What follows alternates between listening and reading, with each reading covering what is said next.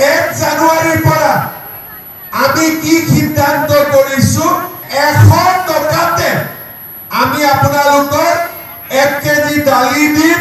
1 KG চেনি দিম 1 KG নিমখ দিম দোকানত গৈ চাউল বিনামূলীয়াকৈ পালে অৰুণোদয় 1250 টকাৰ পৰা 100 টকা দোকানত দি দিলে আপোনালোকে 1 কেজি দালি 1 কেজি চেনি আৰু 1 কেজি নিমখ ঘৰলৈকে লৈ আহিলে মামাই ভাল কোৱালিটিৰ বস্তু দিছে নে নাই কক আপোনালোকে এটা মনৰ পৰা ককচোন দিছে নে নাই দিয়া দিছে এতিয়া 100 টকা দিলে ভাল হ'ব নে বেয়া হ'ব ভাল হ'ব মাঝে মাঝে মই চিন্তা কৰো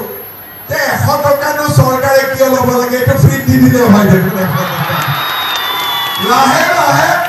অহাবাৰ চৰকাৰ আহিলে এইটো চিন্তা কৰিম